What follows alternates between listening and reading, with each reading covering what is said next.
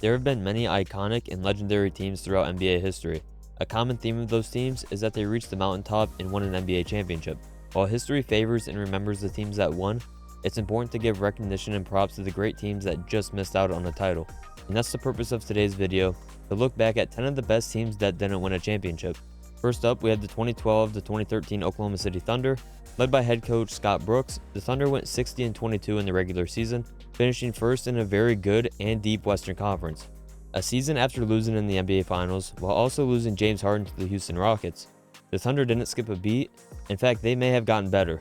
Led by Russell Westbrook and Kevin Durant, the Thunder had the #1 offensive rating in the league while also scoring 105 points per game.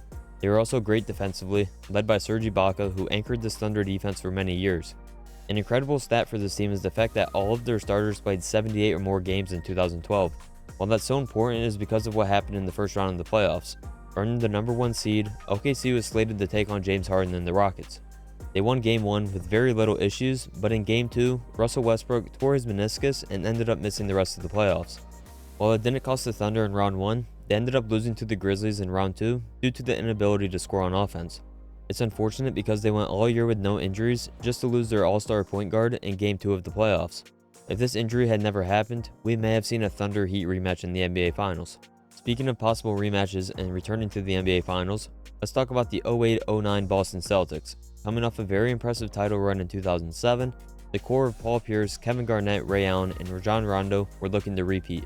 Yes, Rajon Rondo was part of the core, as many people call this team a Big Three, when Rondo was just as impactful as anyone else on the roster. They got the #2 seed in the East with a record of 62-20. Not only could they score the ball well, but this was one of the best defensive teams in the league. Very few teams ever had a defensive trio the caliber of Rondo, Garnett, and Tony Allen, and in the first round of the playoffs, they faced off against a young Derrick Rose and the Chicago Bulls. Outside of a very impressive Game 3 by Boston, this series was one of the best of the 2000s. It went 7 games, and the Bulls gave Boston everything they could handle. The difference was that the Celtics relied on their great defense in those tight games, holding the Bulls to very inefficient shooting from the field. In the second round, Boston took on the Orlando Magic and Dwight Howard. Once again, this series went 7 games, and in what was very disappointing, they shot just 39% from the field and went 4 of 16 from 3. On the other side, Orlando shot 51% and went 13 of 21 from 3, ultimately ending the Celtics' hopes of repeating. Safe to say, a great opportunity to repeat as champions was thrown away by one very subpar performance. Nonetheless, a great team for the Celtics. Next up, we had the 2001-2002 Sacramento Kings. Led by head coach Rick Adelman, the Kings finished with the best record in the NBA. They won 61 games, which remains a franchise record for wins in a season. The most impressive part about the 61 wins is they did it with Chris Webber only playing 54 games. And Webber was one of the best forwards in basketball in the early 2000s. Him and Peja Stojakovic combined for 45 points per game in 2001 and were great options for Mike Bibby to get the ball to. In the playoffs, they faced off against a very old but experienced Utah Jazz team, led by Karl Malone and John Stockton, who were 38 and 39 years old. Sacramento ended up winning the series 3-1, and neither team eclipsed the 100-point mark. Stojakovic and Webber carried over their great regular season to the playoffs, and they led the way with 20 points per game each. Other than that, the Kings didn't play all that great, shooting just 39% for the series, but they still won 3-1. The next round was more the same, as they beat the Dallas Mavericks 4-1 in a very high-scoring series. The Kings showed their balance as they won 4 games despite only having the leading scorer one time. Mike Bibby was incredible, and he had to be playing against Steve Nash. Bibby averaged 21 points per game and shot over 50% from 3. Now onto the Western Conference Finals, where the Kings met their biggest challenge, the defending champion Los Angeles Lakers. The Kings were up 3-2 headed into Game 6 with an opportunity to knock off the champs. The only problem was Shaq and Kobe decided to play their best game of the series, as Shaq put Sacramento in serious foul trouble. Vlade Divac fouled out, and Chris Webber ended the game with 5 fouls. That was the story of the game, and the Kings had no answer inside for Shaq. He scored 41 points and grabbed 17 rebounds. Unfortunately for the Kings, it was more the same in Game 7. Vlade Divac couldn't stop Shaq on the block, fouling out once again, all while Kobe and Shaq combined for 65 of the Lakers' 112 points. On the flip side, Sacramento shot just 2 of 20 from 3 in Game 7, and while they didn't close out the series, this Kings team was very good. You need to give them credit for taking this Lakers team to 7 games, especially when LA won the finals, sweeping the Nets 4-0. Next up, we have the 1994-95 San Antonio Spurs. With the league best 62-20 record, the Spurs were the best all-around team in the league. They were top 5 in both offensive and defensive efficiency. and they were led by MVP David Robinson, who averaged 27 points and 10 rebounds. Avery Johnson ran the offense, and he did it very well. John Elliott was a great two-way player that gave much needed space into the offense. And with David Robinson down low, who required a lot of attention, the Spurs got great looks and shot an incredible 38% from 3 in 1994. That great shooting carried over into the playoffs, where they shot 41% from 3 in the first round versus Denver. It was a 3-0 sweep, and only one game was close. In the second round, the Spurs faced off against the Lakers, and David Robinson dominated the series. He averaged 30 points and 15 rebounds as he led them to a 4-2 series victory, moving on to the Western Conference Finals. That's where they met a red-hot Houston Rockets squad led by Hakeem Olajuwon and Clyde Drexler. Houston stole the first two games in San Antonio to take a 2-0 lead, and the Spurs would end up bouncing back and tying up the series 2-2 back in Houston. Even though Olajuwon had great games in 2 and 3, games 5 and 6 were the moment everyone realized David Robinson was probably not the best player in the series. Hakeem scored 42 points in Game 6 and 39 in Game 7, all while locking down Robinson on the other end. It was a true battle of all-time great centers going at it, but in the end, Robinson and the Spurs couldn't slow down Houston. The Rockets ended up winning both games, taking the series 4-2, and despite the disappointing loss, this Spurs team was the start to a brand of basketball that we grew accustomed to with San Antonio for the next 25 years. Our fifth team of the video is the 1972-73 Boston Celtics. Boasting an incredible 68-14 record, which is tied for the 5th best in NBA history, this Celtics team is one of the best in the 1970s. Led by MVP Dave Cowens, they scored 112 points per game. Not only did Cowens have a great season, where he averaged 20 points and 16 rebounds, but John Havlicek scored 23 a night himself. JoJo White ran the point guard and was one of the more underrated point guards from his era. In the playoffs, they faced off against another team with a big three. That was the Atlanta Hawks with Lou Hudson, Pete Maravich, and Walt Bellamy. This is one of the all-time duels between the guards. JoJo White and John Havlicek averaged a combined 55 points per game, while Maravich and Hudson averaged 56 themselves. Dave Cowens showed why he was the MVP. Going up against an all-time great rebounder in Bellamy, Cowens grabbed 19 boards a game while scoring 19. The Celtics won a very high-scoring series 4-2, advancing to the Eastern Conference Finals. This is where they faced off against the 57-win New York Knicks, and Boston took Game 1 in very convincing fashion. But then New York took the next 3 games, putting the number 1 seed down 3-1. In Game 5, on the brink of elimination, Dave Cowens poured in 32 points to help keep the season alive. Game 6 was back in New York, and the Celtics withstood a great performance by Walt Frazier, winning the game 110-100. That now leads us to Game 7 in Boston. This game being at home may have been a bad thing for the Celtics, as they played one of their worst games of the entire season and one of the worst in Game 7 history. They shot just 37% from the field and 60% from the free throw line. Since they went down 3-1, they couldn't afford a bad game, and unfortunately for them, the bad game came in their final one of the season. It was a terrible end to such an incredible regular season. Next up, we have the 2017-2018 Rockets, led by MVP James Harden. The Rockets averaged an incredible 112 points per game while having the number 1 offensive rating in the league. Their great offense helped them win 65 games, earning the number 1 seed in the Western Conference. They withstood some injuries throughout the regular season, including Chris Paul missing 24 games and Eric Gordon missing 13. Nonetheless, James Harden played incredible, and the Rockets had a ton of momentum headed into the playoffs. In round 1, they faced off against the Minnesota Timberwolves, and the Wolves were a pretty solid opponent for being an 8 seed. Led by Jimmy Butler and Karl-Anthony Towns, they also had Andrew Wiggins and Derrick Rose. Game 1 was a lot closer than most expected, as the Rockets won by just 3 points. In that Game 1, James Harden poured in 44 points to help lead the Rockets, and this would continue into Game 2 as Houston won by 20. Headed into Game 3 down 0-2, the Wolves fought back and avoided going down 3-0. But in Games 4 and 5, the lethal pick and roll combo of James Harden and Clint Capella absolutely took over. They were unstoppable in both games, including a 26-15 performance from Capella in Game 5. The Rockets won the series 4-1, and in round 2 they faced off against the Utah Jazz, and this was overall a great matchup for Houston. While the Jazz had a great defense, they really struggled to score and played a very slow brand of basketball. That worked out well for the Rockets, as they held Utah below 100 points in 3 of the 5 games. Chris Paul played a great series, while Donovan Mitchell really struggled on the other side. So for the second straight series, the Rockets won it in 5 games, carrying their dominance from the regular season over to the playoffs. Then came one of the most anticipated conference finals in the history of the NBA. We got the defending champs, the Golden State Warriors, taking on the 1-seed Houston Rockets. If you watched the series live, every game felt like it was a Game 7 of the finals.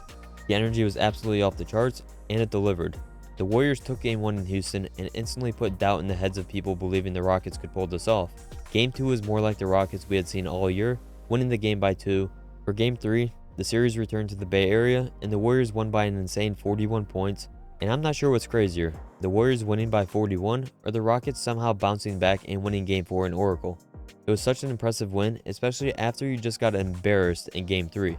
But Game 5 was another impressive win for Houston, but it came at a cost. Chris Paul suffered a hamstring injury in the final minutes that would keep him out for Game 6 and Game 7. Without Paul in both of those games, the Rockets really struggled to score, losing by 29 in Game 6 and losing at home by 9 in Game 7. As many of you know, it was that Game 7 where they missed 27 consecutive three-point shots. So in the span of a week, they went from being up 3-2, one game away from the NBA Finals, to then being sent home on their home court. Nonetheless, this Rockets team and the injury to Chris Paul will forever remain one of the biggest what-ifs in NBA history. Next up, we have the 1982-83 Los Angeles Lakers, led by head coach Pat Riley. Coming off a championship season in 1991, the Lakers were once again at the top of the Western Conference. This roster was stacked from top to bottom. They had guys like Magic Johnson, Kareem Abdul-Jabbar, James Worthy, Bob McAdoo, Jamal Wilkes, and Michael Cooper. An amazing roster to say the least, and they finished the regular season with a record of 58-24, boasting the number 2 scoring offense with 115 points per game. And in the first round of the playoffs, the Lakers faced off against the Portland Trail Blazers. This series presented a huge opportunity for Kareem as the Blazers were very undersized, and their tallest players were 6'9" and 6'10". Kareem averaged 30 points per game in the series, and the Lakers shot 53% as a team.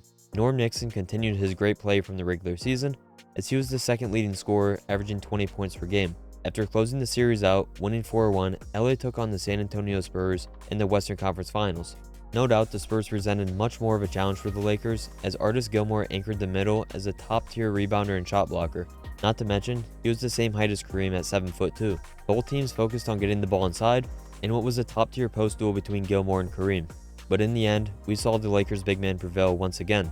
Not only was Kareem great, he averaged 26 points and 3.5 blocks a game, while Norm Nixon and Jamal Wilkes both averaged 20 a game as well. It was very important for the guards to perform well since the Spurs had superstar George Gervin on the other side. With that, the Lakers took care of business, winning the series in 6 games, moving on to the NBA Finals. For as good as Kareem and the Lakers were, they met their match in the 1983 Finals, facing off against the 76ers, who held the best record in the NBA at 65-17, and we saw Moses Malone deliver an all-time great finals performance. Moses had plenty of help as well, and a perfect counter to the Lakers' great roster. Julius Erving, Mo Cheeks, Bobby Jones, and Andrew Toney formed a great defensive rotation. It's also important to note that James Worthy missed the NBA Finals due to injury, and I'm not sure how much it would have mattered, as the Lakers had 80 turnovers in just 4 games, while also getting out-rebounded by 20. The Lakers ultimately got swept, and while getting swept was a very bad look for the Lakers, it's really hard to believe that they couldn't win a game. But I guess that's just how it goes sometimes, and you gotta give a ton of credit to the Sixers and how impressive this title was. Sweeping a team the caliber of the Lakers should not be overlooked either. All in all, when healthy, this Lakers team was a force to be reckoned with in 1982. Next up, we have one of the best teams in NBA history, the 2015-2016 Golden State Warriors. Led by unanimous MVP Stephen Curry, they took the league by storm the prior year, winning the title. We knew the Warriors would be good for a very long time after that, and while everyone knew they would be good, I'm not sure many people considered them a threat to have the best record in league history. Well, that's exactly what they did. On their way to a 73-9 record, the Warriors had a 24-game winning streak to start the regular season. At home, they were nearly unbeatable, winning 54 straight home games over 2 seasons. In the playoffs, they faced off against the Houston Rockets in round 1, and with very little resistance, the Warriors won in 5 games.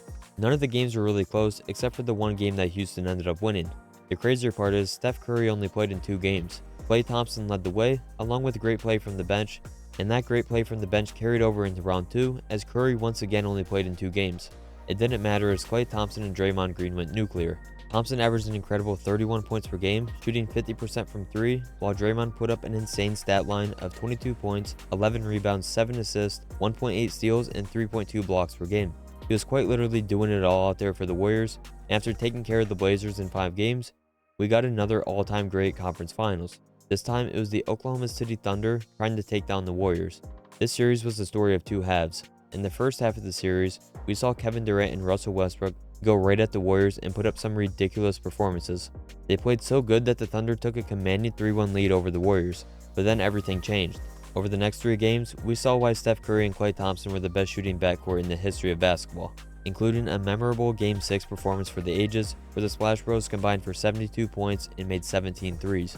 That led to a Game 7 in Oracle where the Warriors relied on their defense, holding Oklahoma City to just 88 points and 38% shooting. The Warriors won the game by 8 and completed the 3-1 comeback. Next up for the Warriors was the Cleveland Cavaliers and LeBron James. This series was the complete opposite of the Thunder series. The Warriors were the team to get off to a great start in games 1 and 2, and their bench was incredible in both those games, as the Cavs had no match for it. Game 3 saw the Cavs bounce back at home, but then the Warriors played a tremendous Game 4, but at what cost? Draymond Green committed his 4th flagrant foul of the playoffs, resulting in a 1-game suspension. He would end up missing Game 5, and in that game, LeBron and Kyrie delivered one of the best performances by a duo in NBA Finals history. Both of them scored 41 points each and took the series back to Cleveland. Game 6 was very similar to Game 3, as the Cavs got off to a great start, getting a big lead early, and they never looked back. Draymond was back, but there was no stopping LeBron and Kyrie. That leads us to the 2 best words in sports, Game 7. Between the storylines, legacies, records, and the rivalry, this was the best Game 7 I've ever seen. The Warriors had multiple runs in this game where it looked like they could run away with it. Oracle Arena was a true home court advantage, and it seemed like way too much for the Cavs to pull it off. Draymond Green played the game of his life, leading all scorers with 32 points. Just by hearing that, you'd think the Warriors won this game, but Steph Curry and Klay Thompson shot just 6 of 24 from 3, and that was the main story of the game. Neither team really shot the ball well, and everything came down to 3 huge plays by the Cavs. You had the huge block by LeBron, the shot by Kyrie, and the defensive stand by Kevin Love. I'll say it once again, it is crazy how similar this series was to the Oklahoma City series. You can't deny how great the Warriors were, but they were missing out on just one thing this season, and it was a ring. And they are no doubt one of the best teams we will ever see. Next up, we have the 2015-2016 Spurs. Overshadowed by the great season the Warriors had, the Spurs were no doubt a great team as well.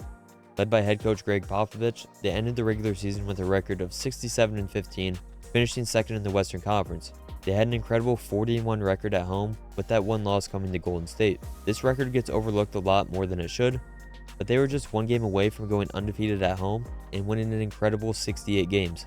This team was also loaded, headlined by Kawhi Leonard, the best two-way player in the NBA at the time, and they also had the king of the mid-range, LaMarcus Aldridge. Tony Parker ran the point, not to mention the guys like Manu Ginobili, Danny Green, and an older Tim Duncan as well. When the playoffs arrived, we saw the Spurs take on the Memphis Grizzlies. In a series where none of the games were really close, Memphis wasn't known for its offense, and the Spurs were the #1 defense in the league. Led by Defensive Player of the Year Kawhi Leonard, the Spurs shut down Memphis, sweeping them, winning the series 4-0. That now leads us to one of my favorite series of the 2010s, the Oklahoma City Thunder vs San Antonio Spurs in the conference semifinals. Game 1 was a very decisive win for the Spurs as they won the game 124-92. LaMarcus Aldridge was giving straight buckets this game as he dropped 38 points to go along with Kawhi Leonard's 25. The two of them combined to shoot 75% from the field, which is just utterly ridiculous. Now Game 2 altered the rest of the Western Conference playoffs. Aldridge once again played out of his mind, scoring 41 points, but it wasn't enough as the Spurs lost by just 1 point. In a crazy fourth quarter, the Spurs had so many opportunities to win this game. They missed countless open shots and shot just 30% in the quarter. Kawhi Leonard had just 14 points in this game, and the series ended up getting tied up 1-1. In Game 3, the Spurs ended up stealing a road game, winning 100-96, but Game 4 saw Oklahoma City bounce back behind Kevin Durant going for 41 points and carrying the Thunder to a win. Unfortunately for San Antonio, Games 5 and 6 were much of the same, as Westbrook and Durant were just too much for the Spurs. In both games, Westbrook and Durant outplayed Aldridge and Leonard, and that was the big story. Even though they came up short in the playoffs, this was such an underrated season for the Spurs, as I feel like very few people talk about them winning 67 games. The last team in the video is the 2018-19 Bucks, a team that many people have probably already forgotten about. Led by head coach Mike Budenholzer, Milwaukee finished with the best record in the NBA at 60-22. Giannis Antetokounmpo won the MVP, while also finishing second for Defensive Player of the Year. This was your typical Mike Budenholzer team: space you out, create those driving lanes, and kick it out for 3. They had a great trio of guards with Eric Bledsoe, Malcolm Brogdon, and Chris Middleton, while also having Brook Lopez anchoring the inside. They averaged an outstanding 118 points per game, good for first in the league, while also playing solid defense, allowing the 10th fewest points. Something very notable and important to point out is this team dealt with a lot of injuries, not necessarily to their starters, but key role players. They had over 20 players appear in 10 or more games. Now think of the fact that they went 60-22 with that being the case. That's just how good Giannis and the core players were in 2019. Moving forward to the playoffs, the Bucks faced off against the Pistons in round 1. Long story short, the Pistons got annihilated and had no answer for Giannis and the Bucks. It was a clean sweep, and none of the 4 games were close at all. In the next round, they took on the Boston Celtics, And if you want any indication for how good the Bucks were, they beat this lineup in 5 games. Kyrie Irving, Jaylen Brown, Jason Tatum, Marcus Morris, and Al Horford, not to mention Gordon Hayward and Terry Rozier off the bench. This series really came down to how was Boston going to match up with Lopez and Giannis down low. Well, they didn't match up well at all, as Giannis averaged 28 and 10 on 53% shooting. The Bucks rattled off 4 convincing wins in a row after losing Game 1, winning the series 4-1. Now onto the Eastern Conference Finals, where we got the Bucks versus the Toronto Raptors. The Bucks took Game 1 and Game 2 at home despite great performances from Kawhi Leonard, and at this point in time, up 2-0, many thought the Bucks were going to the NBA Finals. Well, then everything changed when Raptors head coach Nick Nurse brought out the Giannis Wall. Now what exactly was the Giannis Wall, and why was it so effective? If you remember back to the beginning where I said the Bucks spread you out, look for driving lanes, and kick it out for 3, well, what the Raptors did was they put Kawhi Leonard or Pascal Siakam on Giannis with a help side defender on each side, essentially taking Giannis away and taking him out of the game when he was on the perimeter. Not only did this affect the Bucks on offense, but Toronto was able to get in transition and score much more easily. Kawhi Leonard was very dominant in the 4 wins for the Raptors, as he averaged 30 points and 10 rebounds for the series, including a 27-point, 17-rebound performance in Game 6 to ultimately close out the Bucks. So, in conclusion, the Bucks were no doubt a great team, but when the Raptors forced other guys besides Giannis to beat them, they were unable to. This series shouldn't take anything away from the Bucks and what they did this season. Winning 60 games isn't easy, and neither is starting the playoffs 10-1. They also lost to the eventual champs and a guy on a mission in Kawhi Leonard. That's going to do it for today's video. Thank you guys for watching, and be sure to leave a like and subscribe to the channel if you're new. It is greatly appreciated, and be sure to leave your thoughts in the comments down below. And with that, I'll see you on the next one.